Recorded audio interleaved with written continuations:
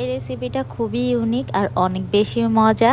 এটা ফার্স্ট টাইমই আমি আজকে করব। এর আগে কখনো আমি খাইও নাই, করিও নাই। আজকে ফার্স্ট টাইম আমি ট্রাই করব। এটা হচ্ছে সিলেটের ঐতিহ্যবাহী একটা খাবার। তো আমার কাছে যেই উপকরণ ছিল আমি ওগুলা দিয়েই ট্রাই করব। এক একজন এক একভাবে বানায়। আমি টিকটকে এত ভিডিও দেখতেছিলাম ভাই, যেটা দেখে আমার খেতে ইচ্ছা করতেছিল, তাই আজকে চলে আসছি আমি নিজেও এটা বানানোর জন্য। তো এখানে সবজি বলতে আমি নিয়েছি সিম, আলু, টমেটো, লাউ পাতা, বেগুন, আর মাছ নিয়েছি আইর মাছ আর চিংড়ি মাছ। এটা যার কাছে যা থাকে সেটা দিয়েই নাকি বানানো যায়। তারপরে ধনিয়া পাতা, কাঁচা মরিচ আর বোম্বাই মরিচ, যেটাকে নাগা মরিচ বলে, সব আমি কেটে নিয়েছিলাম। তো এখানে আমি বেগুনটা আগে দিয়ে দিচ্ছি, কারণ এগুলো সব একসাথে মাখিয়ে তারপরে বসাইতে হয়।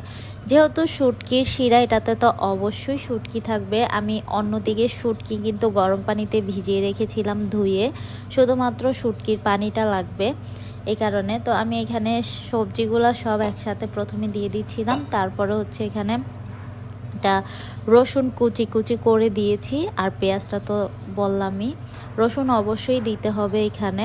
ওরা এইভাবেই রান্না করছে, তো আমি এইভাবেই ট্রাই করতেছি ওদের রেসিপি দেখে দেখে। যেহেতু আমি কখনো খাই নাই বা নিজেও করি নাই, এই কারণে ওরা যেভাবে করছে আমি ওইভাবেই করতেছিলাম।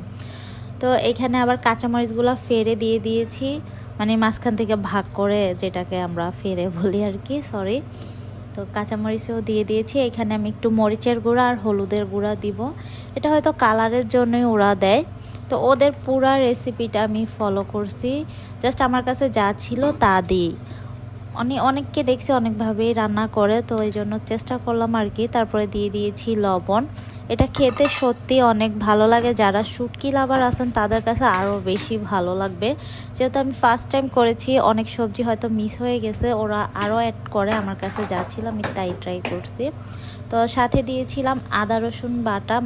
এখানে আমার সব মশলা দেওয়া শেষ। লাস্টে শুধু আমি একটু সয়াবিন তেল দিয়েছি, আর কিছুই লাগবে না। অন্যদিকে যে আমি গরম পানির মধ্যে শুটকিটা ভিজিয়ে রেখেছিলাম, ওইটা কিন্তু পানি থেকে ছেড়ে আসছে, মানে শুটকিটা অনেকটা গলে গেছে। তো এখানে আমি ছাঁকনি দিয়ে ছেঁকে দিচ্ছিলাম, শুধু শুটকির পানিটা দিচ্ছিলাম, শুটকি মাছগুলো দিচ্ছিলাম না, কারণ হচ্ছে এটা কাটা কাটা লাগতে পারে, এই কারণে ছাঁকনি দিয়ে ছেঁকে শুধুমাত্র পানিটা দিয়ে দিয়েছি।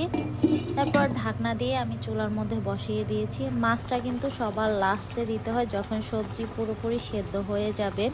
আমার সবজি দেখেন পুরোপুরি সিদ্ধ হয়ে গেছে। আমি মাছটা যে দিয়েছি ওটার ক্লিপটা নিতে আমার মনে ছিল না।